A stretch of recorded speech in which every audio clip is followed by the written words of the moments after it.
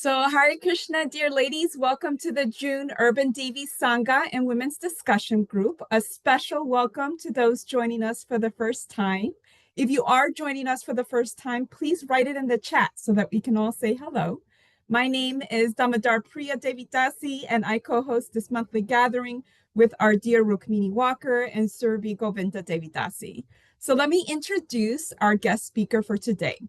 Manjuali Devi Dasi began practicing Bhakti Yoga in 1971 after she met the Krishna devotees in Chicago. She was initiated by A.C. Bhaktivedanta Swami Prabhupada in May of 1972 in Los Angeles. She and her late husband, Jayatirtha Das, were sent to England to manage Bhaktivedanta Manor and the UK Jatra in 1976 by Srila Prabhupada.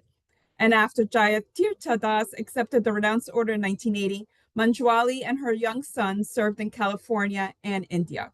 And returning to the UK, Manjuali worked for many years as a media librarian for a national newspaper in London. Later, Manjuali moved to the southwest of the UK and worked in the field of psychotherapy and counseling for an educational awarding body, producing training films and other educational materials. Manjuali is a Bhakti yoga practitioner, serving her lordships in her home ashram. She's active in interfaith dialogue, environmental and social causes in her community. And today, she and Rukmini are going to be speaking on contemplative prayer and Bhakti yoga. So Rukmini and Manjuali are going to be exploring together contemplative prayer and silent meditation as tools to deepen our loving devotional relationship with Sri Sri Radha-Krishna. So they're going to be sharing some personal experiences, some practical techniques, but they're really going to be emphasizing the benefits of pausing for silent prayer to connect with our lords, echoing what Srila Prabhupada said about always serve Krishna, always remember Krishna, and always love Krishna. So please, Manjuali and Rukmini, the floor is yours.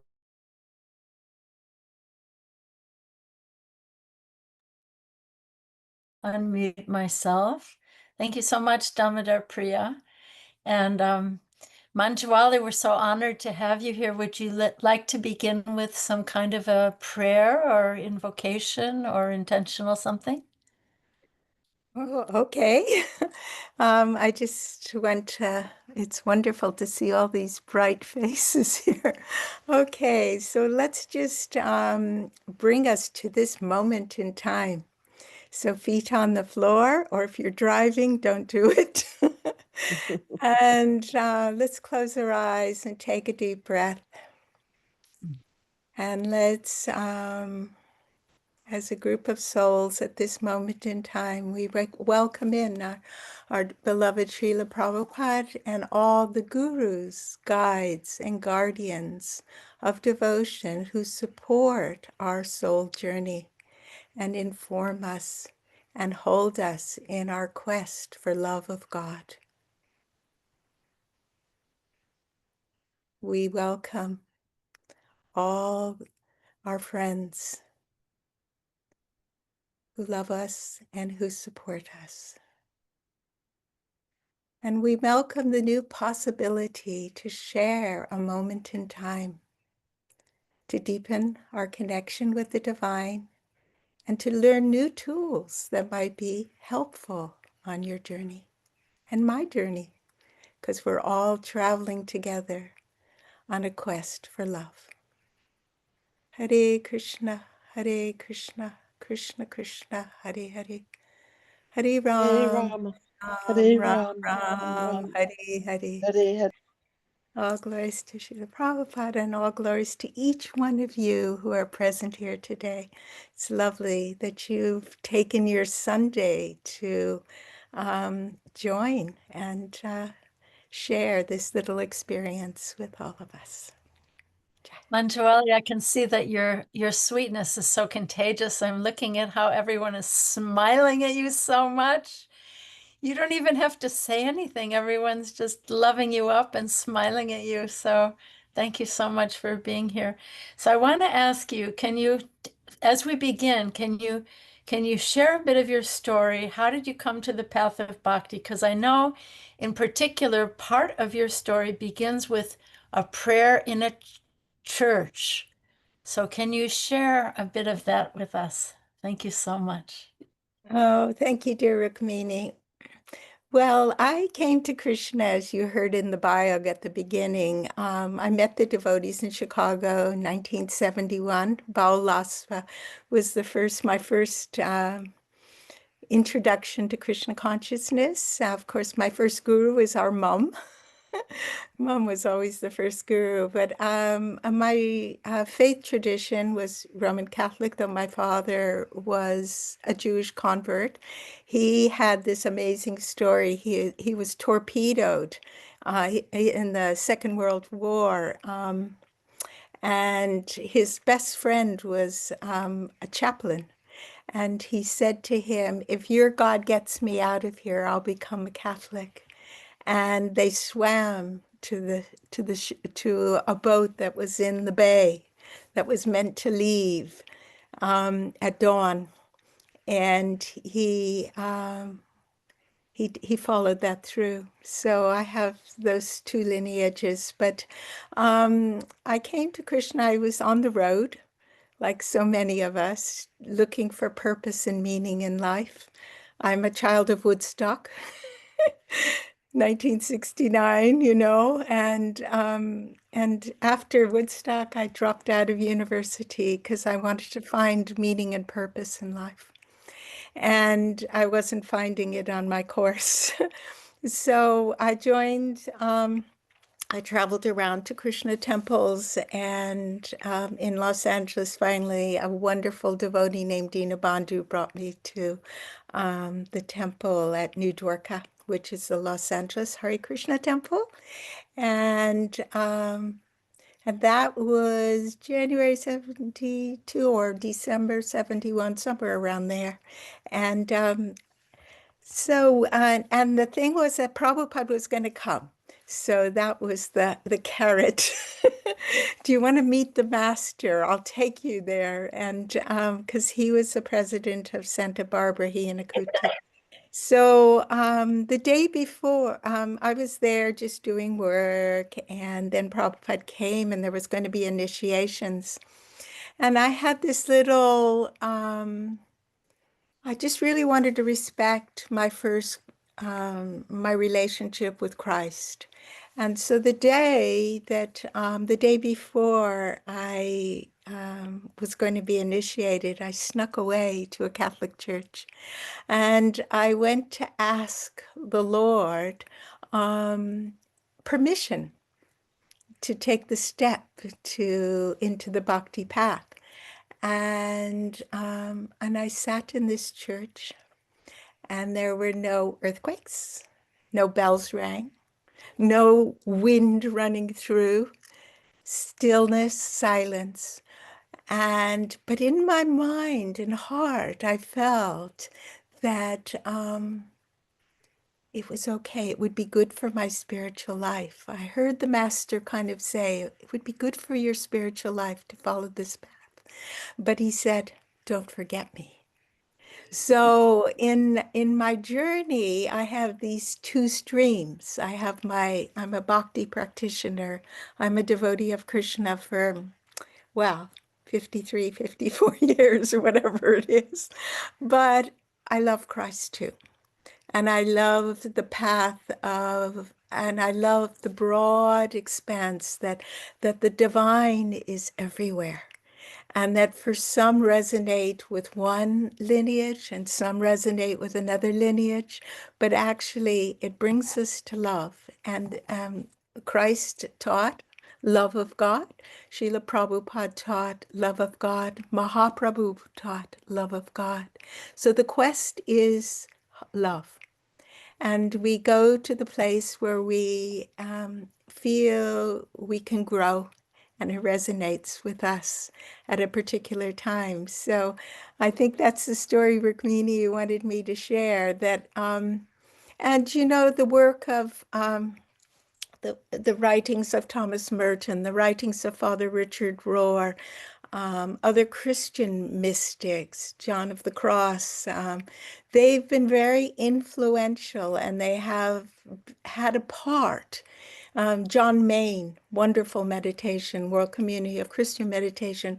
So, and they've actually helped me to, in my Krishna conscious bhakti path, by just showing that actually the path to love, the path of practice, is a path of engaging the mind and engaging the heart and listening, deep listening, and being and become a receptacle for the Lord's presence to, that within our awareness that we carry the Lord, and each one of us do, because the Lord is everywhere. It's no ego that I have the Lord. Everybody has the Lord. The divine is everywhere. So this is, for many, many years, silence, meditation, as well as my japa and my bhajans and my reading shastra. It's been a practice that challenges me and anchors me and enlivens me. Thank you. How beautiful. So you mentioned some great teachers from the Christian tradition who work with contemplative prayer, and I think that's our question for today, or our quest for today. Mm-hmm. And you were saying that contemplative prayer is not constrained by one tradition, and you see it as a gift for us all, for all people, for all humanity. So yeah, so I'm just thinking, because you were saying it's different from your chanting of japa. It's done at a different time, or it enriches your chanting of japa. So how can people like us on the path of bhakti, how can we go deep into or benefit from this contemplative prayer? It's similar but different, and done at a different time. Just maybe you can just unpack that whole thing. Okay, I'll unpack it a little bit for you. I would like to. For me, contemplative prayer is a practice. I work with sometimes it is called centering prayer, like Father Thomas Keating has taught us about centering prayer, or Father Richard Rohr speaks about contemplative prayer as using a prayer word. So we all have a prayer word like Radhe, Radhe, or Radha-Krishna or something. So the practice is to work with our breath and to chant the mantra and help the mind to be stilled, because the focus is on the holy name. But it's not on the holy name like in japa. It's Shravanam Kirtanam. You're hearing the name. This is actually working with the name in a very quiet way. And contemplative prayer is a practice of just working. You use the holy name to control your mind, and you actually visualize within your core center, your guha, the core of your heart, a little temple there where you have your Ishta avatar. Ishta avatar means the form of the Lord that you're called to worship or to sit with. Contemplative prayer is personal.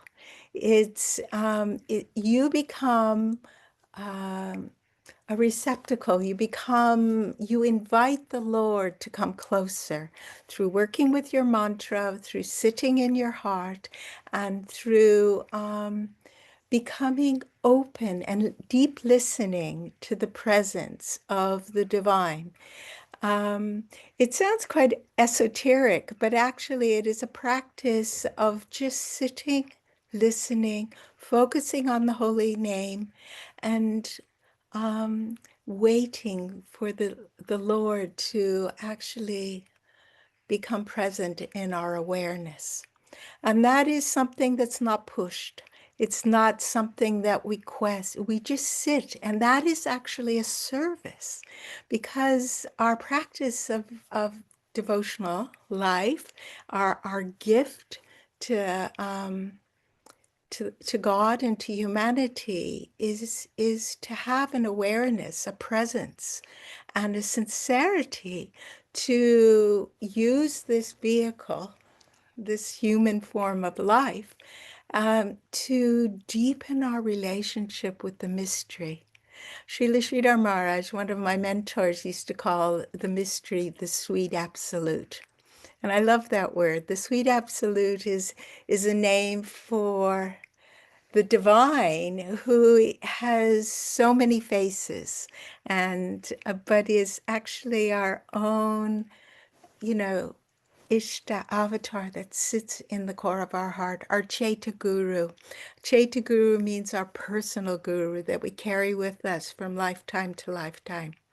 And so contemplative prayer in the way I practice, which I have learned from so many teachers, is to sit with God, to sit and welcome God, welcome the divine into our field of awareness and allow us. And we're not just there just to sit, but we're there in service. We're there, we fold our hands and we open our hands. And opening our hands, we mean that we become we open ourselves to listen deeply. What does the divine want of me? How can I be present? How can I be in a relationship with this mystery that seems so far away, but is so very close, that is everywhere and away from our vision most of the time? So this is a practice of toning our awareness to drop all the chaos and thoughts of the mind into the heart and sit there in service to the divine. It's a place where we give up control. We don't have ownership of, the whole drama, and we can't control it. But we sit there with expectation that a word will come, that and we do it, and some days the mind is not aware and we can't focus. Yes, that's humanity, that's the nature of this realm. But actually, by practice, we learn, just like this is a yoga practice, we learn how the contours of our mind and the contours of our heart, and that actually we are in service to the name. So working the name on our breath and allowing the name to course through all our veins and allowing the name to radiate out, we actually are engaged in a very intimate and private practice of dedicating and devoting ourselves to the presence of the divine and calling he, she closer. Does that answer your question? Well, it's very deep and it's very subtle. I also love the mystery, the name, the sweet absolute, because we hear so much of Krishna's sweetness, and I think, it's so subtle. It's hard to access that sweetness when the mind is flying all over the place. And when I'm listening to you, I'm thinking, wow, just waiting and to be in service and waiting for that opening and not forcing. And No forcing. I'm feeling like, okay, what if I sit and try this and nothing happens? And, you know, yeah, But nothing, but that is, we don't show up with a huge expectation. We show up with our humility and our sincerity of heart, whatever little speck is in there. And we show up because we're on this journey. And this is what, it's not for everybody, but it's a monastic journey. And if you look in all faith traditions, there is a place for silent stillness. And there is a place of waiting for God, waiting for the divine. And there is a place of just being present and to the expectation that actually it's his will, her will, and I'm in service to that will. So sitting is it's not a burden. It's it's a wonderful opportunity to hit the pause button and to go on an exploration of another way of meeting the divine. In the Krishna temples, you meet the divine on the altar. In the Krishna temples, you chant your japa, your 16 rounds. In the Krishna temple, you sing bhajans, and you enter in through song into that magical place of where the veil is thin and little windows open, and you feel some reciprocation.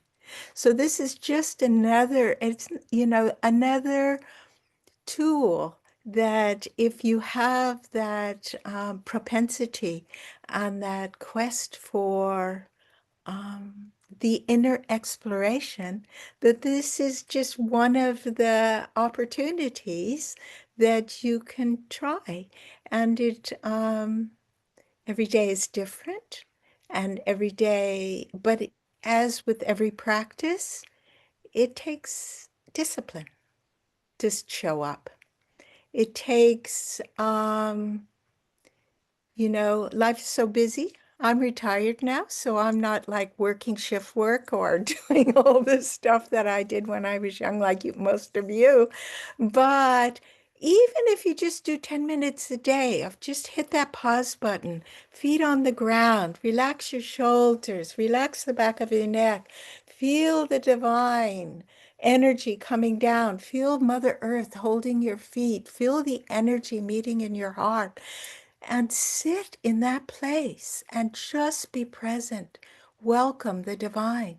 There's an amazing gift in being able to do that. Yeah. And that Beautiful. gift is that you let go of all the stuff that you know and you go into this place where your humanity meets your divinity, because we all carry the divine, and we all carry this temple of the divine, our humanity, right? So this is one of the vehicles to be able to use this body as a temple of the Lord for our upliftment, and not just for us, but actually if we can resonate the tone, if we can actually be in service to the divine, then that radiates out, and that's no ownership in that radiating out. But that actually is a deep healing, not just for us, but for humanity, because we do it as an act of service. We do it without ownership, ego. I'm doing this and I'm such a good person. No, I am in service to the divine. Please use this temple, this as a vehicle for sharing your love. Yeah. And love is not just sentimental love. Love is unconditional, radiant, divine love that we invite in. And it's not the love of, it's the love of God is, it's a passionate love, but it's not a distorted love. It's a pure love that we invite in as a service to humanity and to ourselves.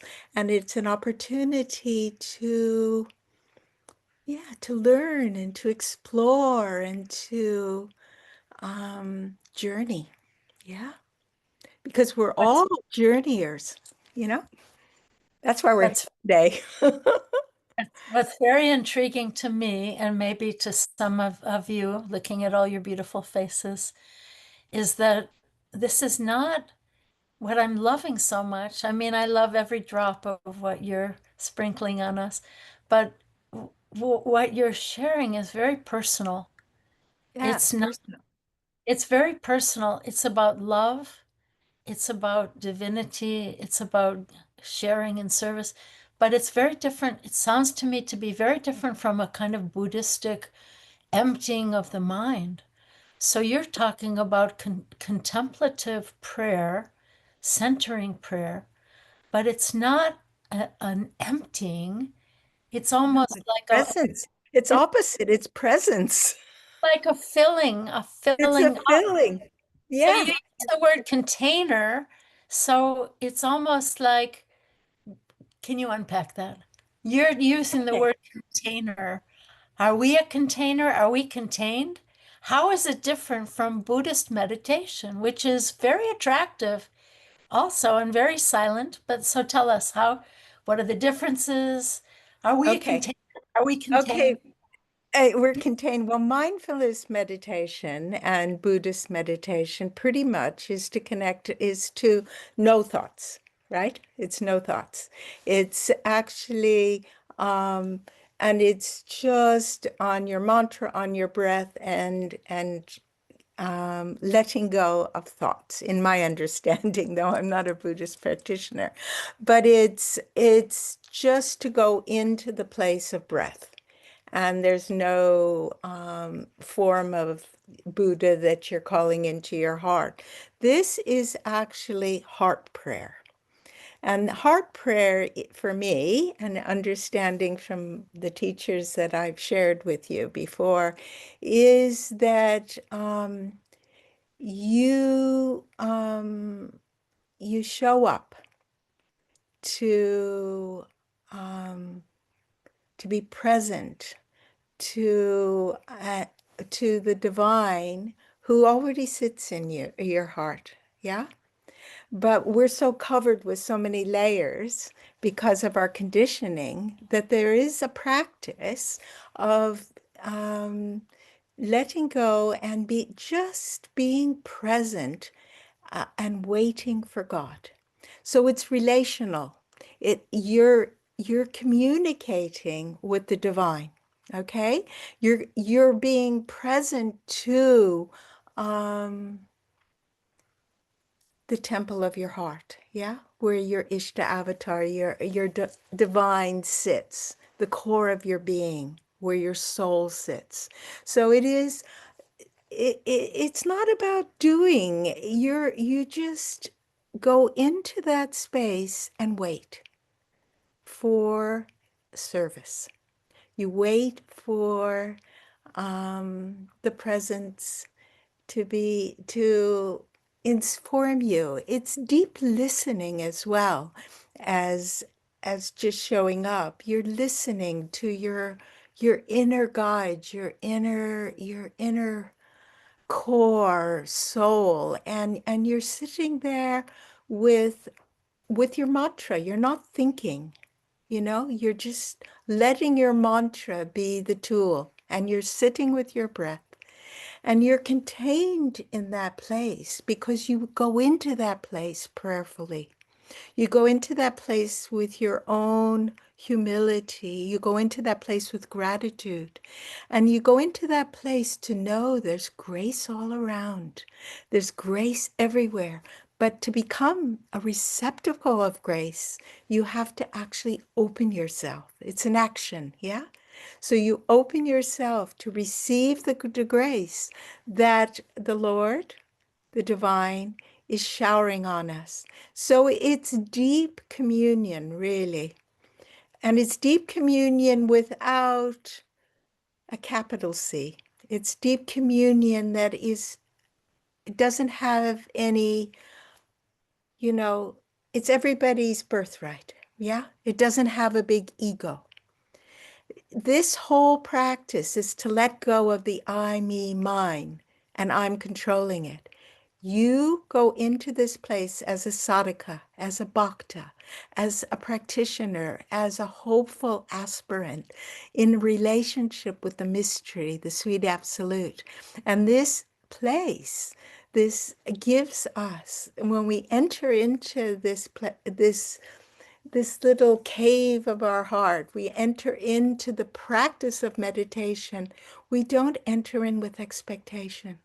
We enter in with our own presence. Yeah.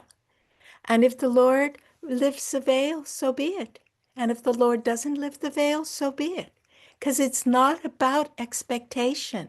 It's about showing up for service and being contained, as Rukmini was saying. We are contained, we're held in that, in the lap of the divine. Yeah.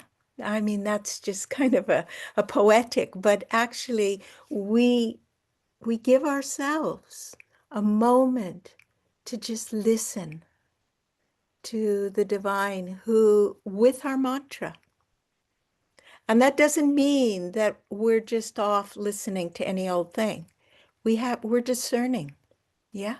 We're discerning in this place. And we're not kind of creating visual images other than the fact that we're sitting in our heart. We're sitting with expectation. We're sitting with in service, though, really. My dear Lord, please be present before me and allow me to be of service to your love and share your love as appropriate. Yeah.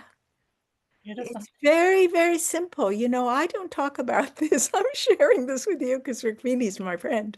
But this is a practice that has enriched my life for many, many years and has given me hope in all the dark situations that there is a place where we can all go and be present and be reciprocated with. Yeah. Can you speak a bit more about discernment?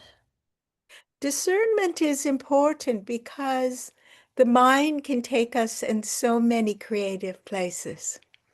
And we can, and that's what discernment means, that we have our checks and balances in our own ecosystem. In every practice, there has to be checks and balances because we can get carried away, or, you know, the mind can take us on tangents. So simplicity is so important in the practice of meditation. You don't go and contemplative prayer. Our life is a prayer when we dedicate ourselves. So actually the practice is an opportunity to bow our heads and to say, I belong to the divine, please guide me. But that doesn't mean we're guided in every which way and the mind is taking us on a tangent. We have guardrails, yeah? And those guardrails are our discernment, yeah? And the discernment is we don't think about, we chant the mantra. We allow the mantra to bathe our etheric system, our energy field, our physical body. And that energy of just chanting the mantra and allowing the mantra to land on our whole system, to land on our heart, to bathe our whole system, and no ownership. We just send it out. It's quiet. Yeah. And it's just an act of service, but it's an opportunity to use this body, to use this mind as a vehicle for love. Because actually the practice is all about prema bhakti. That's a Krishna term, a term that means, prema means love, bhakti means service. So the path of bhakti is the path of love. And the vehicle for love is service. Yeah. So we dedicate ourselves just as, you know, little jivas show up. Allow me to come closer to you. Allow me to sit at the feet of divinity and welcome in what I need at this moment in time for my highest good and for the highest good of all beings, right? Yeah, no ownership. Practice. Yeah.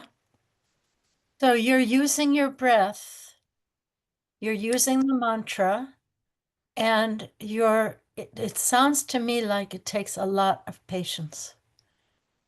It takes Oh, one patience. thing I just want to ask, because you told me when you told me that story of sitting in the church, because it sounds like you've been doing this way before you ever met Krishna.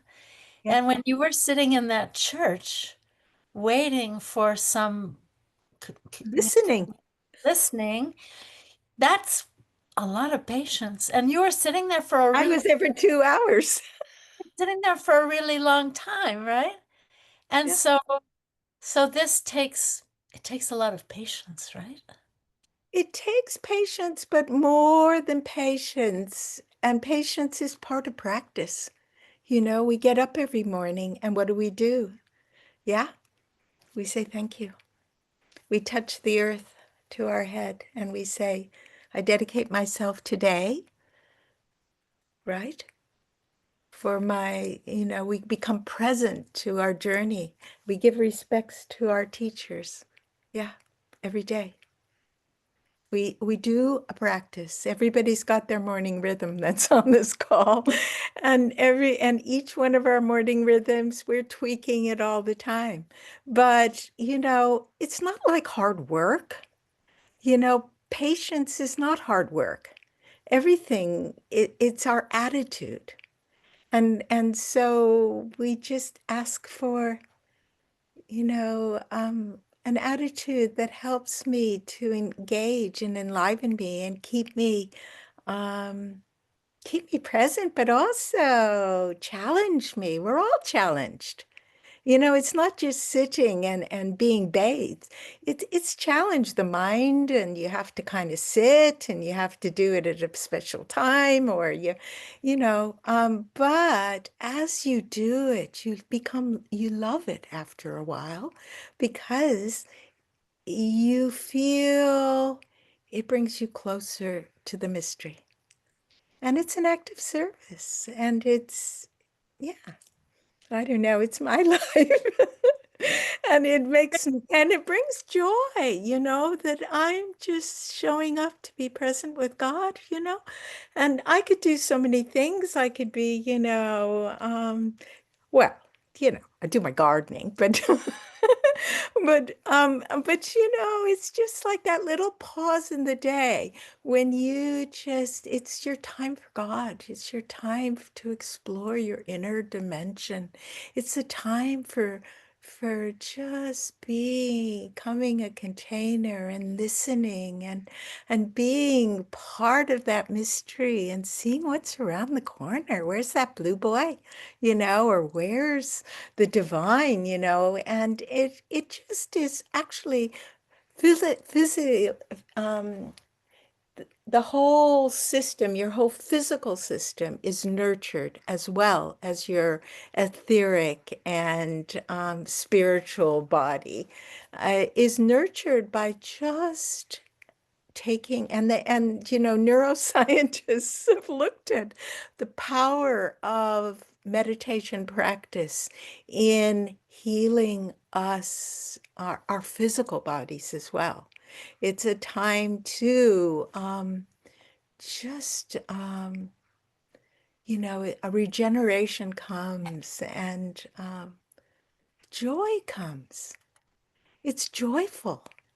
Devotional life is, all discipline, and you have to do this and you can't do this and you can't do that.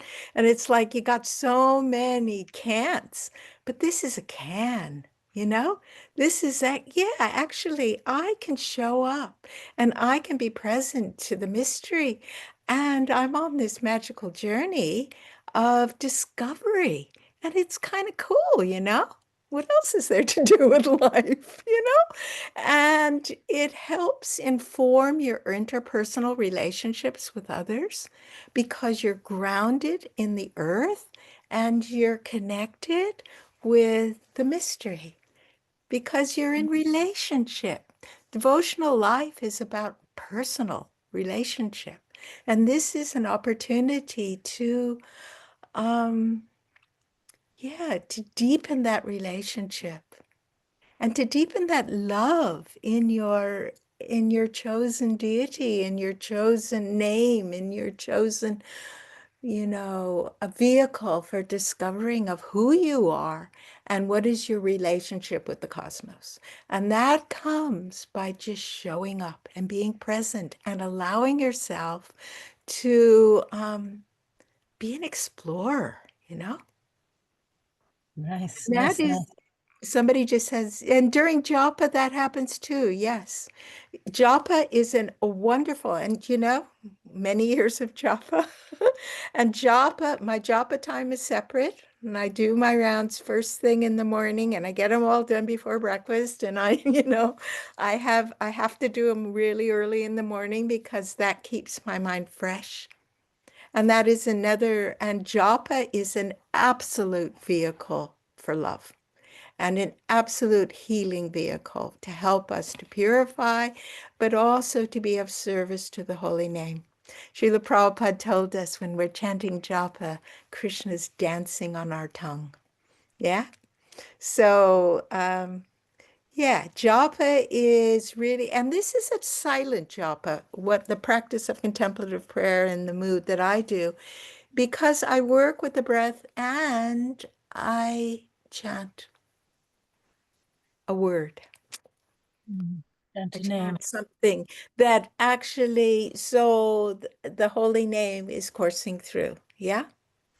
I Beautiful. visualize the holy name is coursing through our whole cellular system and it sits in the heart, the container of the heart, the guha, the temple of the heart. And you can actually just visualize, and I mentioned this before, in your core center, there's a little temple there, a place of sanctity, a place of presence, a place where you invite in your divine and you listen. And you just be present to that mystery. And it is esoteric, but it is very practical too, and it's practical because it's a practice, but also practical because it's an opportunity to journey.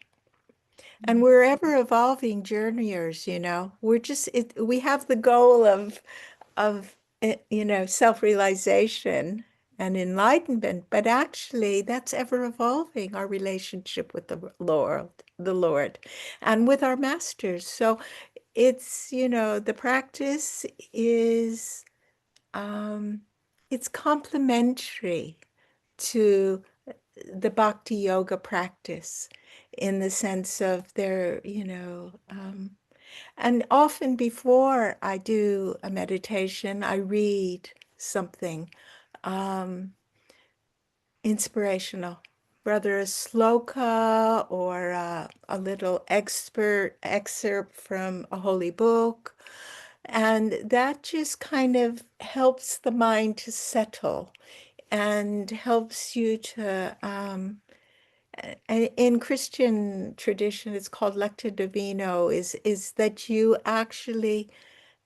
sit with the words of something that is inspiring and is drawing you to the divine. Yeah. And then you just sit and then you let go of everything and you just work with the mantra. Yeah. And the mantra on the breath. So you breathe in the mantra and breathe out the mantra and you breathe in just like the sea is coming in and the sea is going out and the sea is coming in and the sea is going out. So this mantra is coming in and the mantra is going out and and you're just watching. You're listening, you're just being present to the mantra, which contains divinity. Yeah. Beautiful. I feel like a lot of devotees have a misunderstanding that bhakti is kind of about achieving. Like, I do so many things and I chant all these mantras and I do all these services and I do, and it's achievement based. But what I'm hearing from you is this breathing in, breathing out, but it's a receiving. And I think we have to clarify our bhakti understanding that it is about receiving and not about achieving. And that's why I feel the beautiful complementary, yeah, ocean washing of waves, breathing in and breathing out and being blessed by receiving and letting go. Yes, and letting go. And, we're doers and we're beers. So we have to find and we have to find that balance between what we do and how we are, our being. And presence and meditation is about being.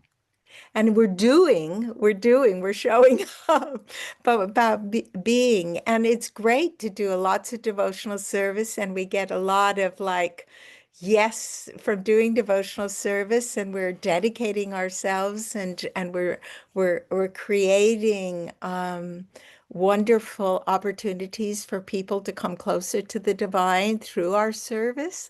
And we're serving our Guru Maharaj, who has asked us to help him in his mission and in being an example in society of a practitioner who actually who's just a humble soul, just kind of chopping wood and carrying water, And that's a Buddhist term, chop wood, carry water before enlightenment, champ would carry water after enlightenment, right? It's just, it's not about I'm doing this and I'm doing that. It's a very, very private, intimate practice of just listening and waiting for God. And if you don't feel that presence, no blame. There's no expectation. Your discipline is to show up and be present to the presence. And if you see the presence, and if you don't see the presence, it's not about achieving.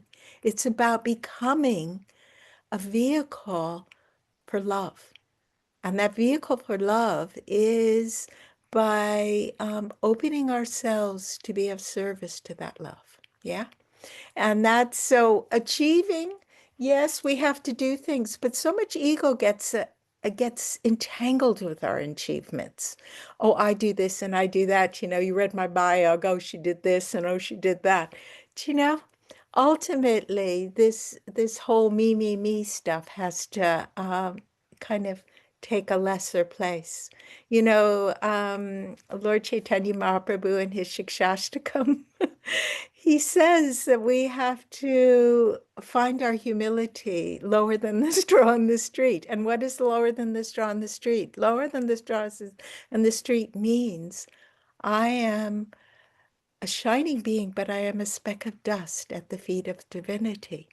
And that is not that I am degrading my light and my love, but it's just to put it in context that we are on a conscious journey towards the ever-evolving mystery of those divine lotus feet, her divine lotus feet, his feet, the guru's feet, whoever your Ishta avatar is, your chosen deity, that we're on a conscious journey looking where we can be of service to that mystery and how we can share that with others as appropriately. And that doesn't even mean that we have to do a lot. We have to live the practice. And that's what meditation does, is it gives you the tools to be present to the divine you carry and without ego, without ownership, but that actually I am blessed. Yes, that I have the opportunity to pause every day and sit with the mystery. Yeah.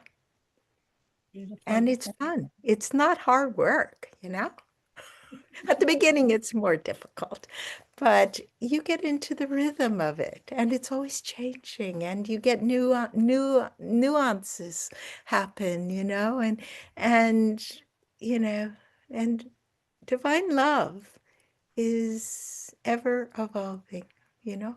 It's ever evolving. It's not one thing. Krishna is always moving. There's always an adventure going on, So we just show up to be asked to be part of that without, having expectation, but just become receptive to the grace that is flowing. Yeah. Beautiful. So what I'm hearing you say is to be open to expectation, to be ready for the call. You Yeah. use the term for the dance of service, to coming to meet ourselves, to be Mm-hmm. of service to humanity and divinity. So I think we're segue at Damodar Priya. Is this the time? So Yes. we're going to seg right now into the breakout rooms. And I think this has been very rich. So yeah, Mm. time for breakouts. And then please, please, please, please be bold enough to share something from your own heart when we come back to the plenary session. And we'll have an even more rich conversation with the wonderful Manjuali. Thank you, So Manjuali. thank you so much, Manjuali and Rukmini. And I put the breakout question in the chat, but I'm going to read it aloud for those that will be watching this on YouTube. So our question that we will be discussing is, why is contemplative prayer and silent inner work so helpful in our modern, loud, and busy world? Let me just pause it. So welcome back, everyone. It is time for our Q&A and reflection section where we have a chance to give our reflections to Rukmini and Manjuali and also ask any questions that you may have from before. And we actually did have a question that was put in the chat by Barbara before we went into breakout rooms. And she had a question about the Ishtar avatar. She says, do we choose our Ishtar avatar? So if you could please ask. Am I going or you, Rukmini? Oh, I am. Okay, Ishta Avatar is it's the form of the divine that just calls us closer. Yeah. So the Ishta Avatar, some people like Krishna, some are Radhe, some like Radha and Krishna always together, some like Lord Chaitanya Mahaprabhu, who is the golden avatar that appeared 500 years ago. Some are in Nityananda's camp. Some like Gadadhar, and then there's so many. Some just like to sit with their guru, you know, and so it isn't. It's broad. Each one of us resonate at a particular vibrational frequency, and we have many past lives that actually inform our present incarnation. So we have an attraction to particular one form of the divine. And it can change. You can be with Radha and Krishna, and then all of a sudden you think, oh, today I want to sit with Mahaprabhu. Or today I want to sit with, it's okay. There's no hard and fast rules. The most important thing is that we sit and open our hearts to love of God. And God has so many faces. Yeah. Does that answer your question? Rukmini, over to you. No, that's beautiful. Yeah, I love it. I love that it's broad. I love that it's so personal. It's not imposed. It No. comes, it flies out of our own heart. Bubbles up. It bubbles up. And each of us, some people like chocolate ice cream, some people like vanilla. It's like some people like to go for a run and some people like to garden, for our exercise. So we all have different we have different tendencies, we have different attractions. And so Krishna consciousness, the path of bhakti is personal. And we just have attraction. Oh, I want to take this a little deeper, you know? Something just draws us in, a particular form of the divine, and that's not even required. What is the main part of the practice is to take the mantra, to chant the mantra, Beautiful. because the mantra is the vehicle that purifies our system, it is the focus that actually allows the mind to drop to the heart. Yeah. Beautiful. And it's not about creating all kinds of stuff. It's just, and you know, the mantra will do everything for you. Yeah. It's not And about doing, it's about being with the mantra in service. Yeah. I love this, you know, this reciprocal kind of waiting to hear, and just the fact that each one of us in our unique individuality is so attractive to Krishna, and he's looking for your unique call to him. Yeah. And he's thirsty for that, for us, just like we're thirsty to hear him and to receive from him. So let's see, are there other questions or realizations? What came out in these beautiful groups? We had a very rich group, but I'm not going to speak for others. I'm going to ask people to speak up, please, please, please. What came up for you in these little breakouts, dear sisters? Any hands? Yeah, so Surabhi has something she wants to share. Okay, Surabhi. I wanted to ask if Manjuali Devi, if you would be willing to lead us through a short contemplative prayer. Yeah, That would be so nice. I could, I don't know what the time constraints are. Where are we? Do we want to do? We could Well, do let's a get 5 or 10 minutes, Manjuali. We could do it 5 minutes. Let's do it right at the end, shall we? And just get all and then the timekeeper can say, and we can just, you know, even if everybody wants to do that, I'm happy to just hold the space for you to journey in. And I must say, at the beginning of meditation, sometimes we try too hard. And the mind, you know, we feel like, oh, this is really hard work because there's so many thoughts. And there's a beautiful, somebody told me, and I can't remember where I heard it, that you're sitting on the bank of the Ganga meditating, and you have a whole row of boats just sitting there, little boats. And each thought that is distracting you, you just place it in the boat and let it go down the stream. Yeah. So it's like we don't hold on to all these thoughts that are, you know, making us feel really frustrated and tense because we can't do it right. But we actually have a receptacle just on the bank of the river that these thoughts can be deposited and they go away, and we don't hold on to them and fight them. Another thing is just when we you know, the mind is going, because the mind always goes. It says in Bhagavad Gita, you know, it's our best friend or worst enemy, the mind. Yes. So there's just, that's why the breath, working with the breath and the mantra helps to focus our mind. Yes.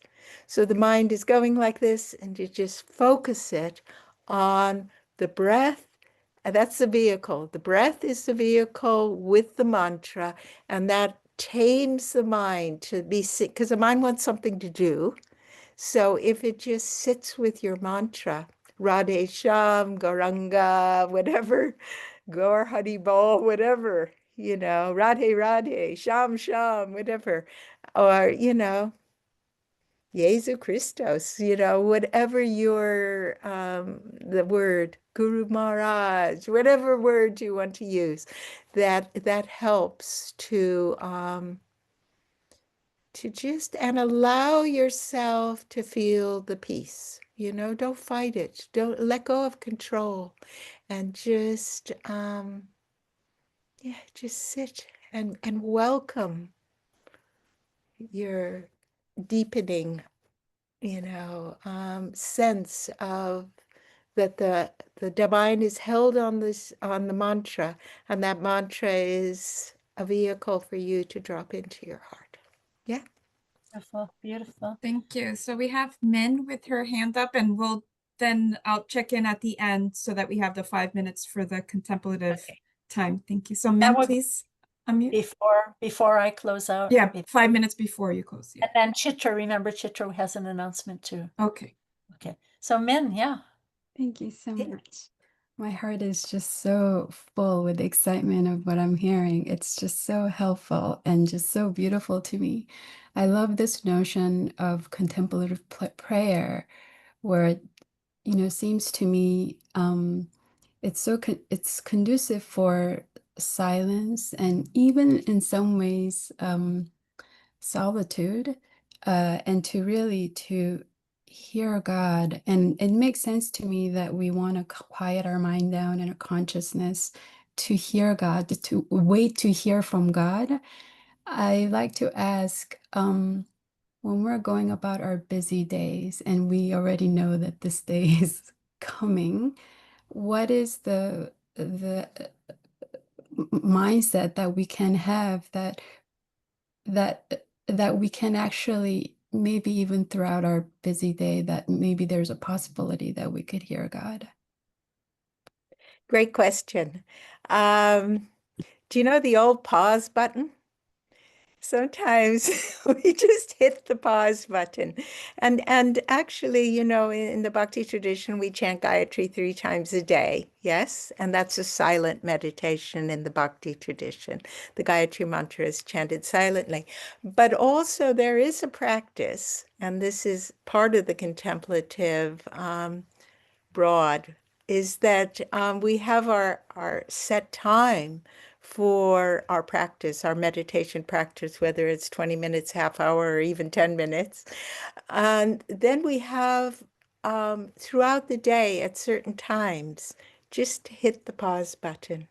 It's a wonderful thing to do. You hit the pause button, you feel the earth, you feel the heavens, and you just welcome the Lord. You just pause for a moment and say, my dear Lord, be present. Yeah.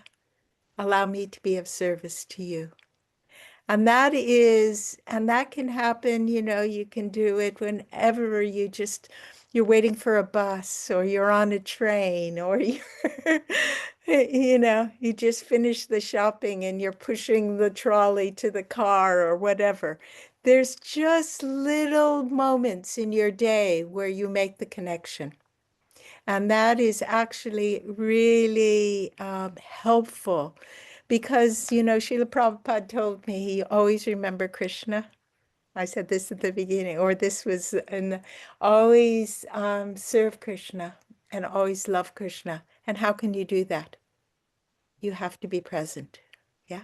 And how do you be present? You hit the pause button, you make the connection, and you offer. Please. Yeah. Very easy. Yes. Thank Yeah. you. Just a few seconds of making the connection, and make a practice of that, because that actually helps to reinforce your journey forward. Yeah. And you're in a relationship, because bhakti is all about relationship. Yeah. And, so just make a habit of just hitting pause. Very rewarding. Thank you, Manjuali. And we have Katie with her hand up. So we have time for another question, please. Or reflection. Katie. Hi, Katie. Thank you. Hi. Hello. Thank you both, Majidis. Please accept my humble obeisances. What a beautiful class. And it just this is just a reflection quickly, but it just brought to mind, like with anything, we kind of have to practice, or you were saying, when we're in the beginning, trying these practices, they can be really challenging. Like with piano or swimming or anything, you kind of need to put the time in. And it was just coming to my heart how beneficial that is, because I've been really trying to get a little better at shifting my focus, especially throughout the workday. And I can get so stuck in the silent meditation of negative thoughts, that come up in the loud material world. And I'm just noticing that over time, it becomes easier to shift out of that and be able to put our focus on Krishna consciousness more. So it was just so helpful to talk about these tools of pausing and, making a habit of diving into this as well as our japa. So I just wanted to share that. Thank you so much. Thank you so much, Katie, and great feedback, actually, because practice makes perfect, doesn't it? And so we learned that when we were a child. And practice is actually to do anything, you have to learn the route. You have to learn the journey. And the journey is learned and confidence is built and the practice deepens but you have to have the commitment and the will to yes, to put yourself forward and and some days you don't feel like doing it, but it's just we're all endeavoring to be in a relationship with the divine and to enter into the mystery and to be of service to that mystery. And this is a wonderful tool that can help us in doing that. So thank you. Thank you, Manjuali. And it's actually time for us to do the exercise. So if you could lead us through the 5-minute exercise, that would be great. Thank you. Okay. So I just want to read one little thing. Okay. So everybody have their feet on the floor. And you can feel your breath, yeah. And you can feel your back against the chair or the pillow behind you.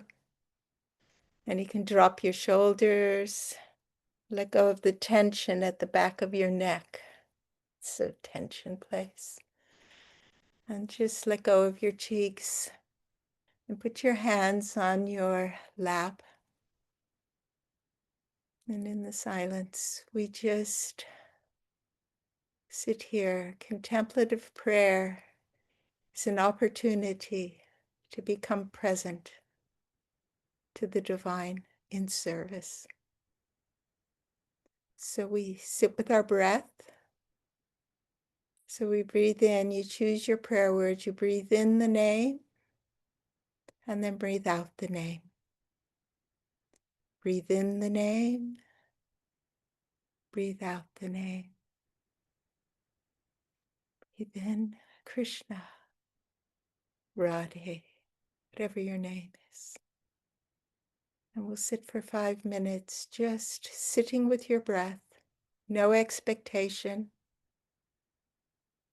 Just be present to your breath and your name, and allow your heart to sit, the core of your heart. Have your deity, your Ishta avatar, or just a candle there, in waiting, in listening, and being present to the love of the divine that encircles you and blesses you.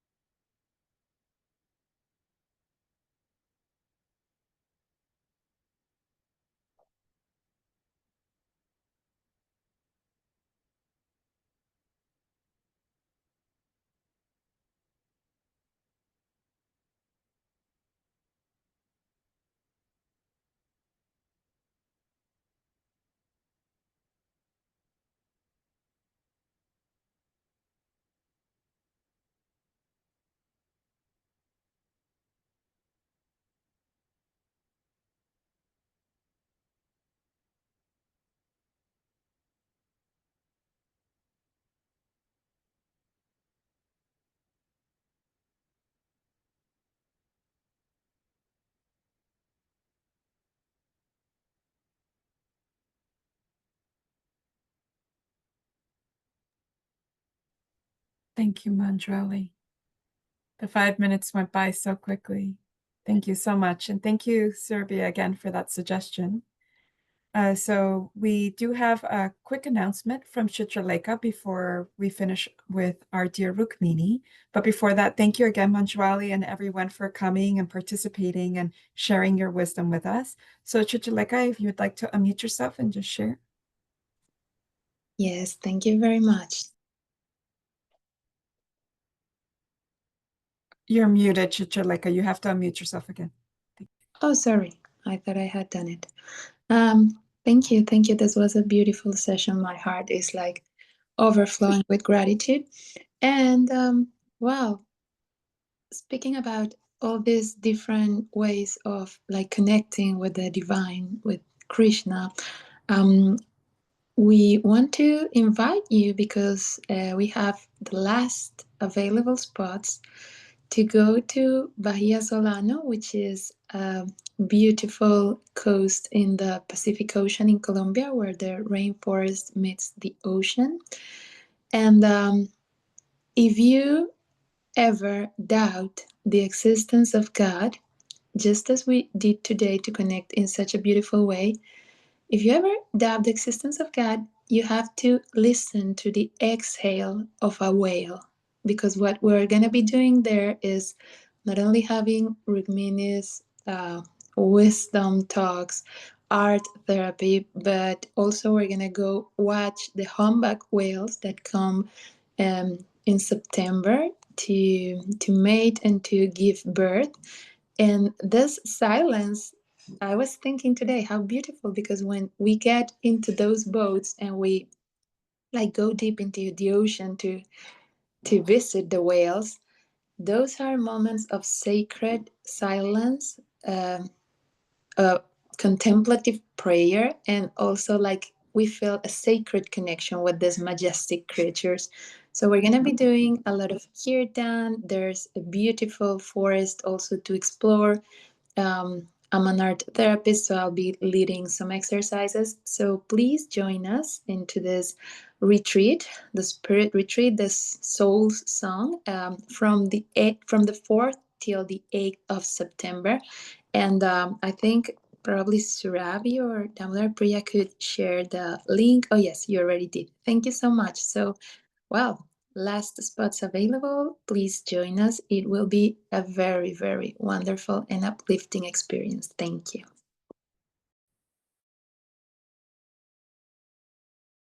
Thank you so Okay, much, Chitraleka.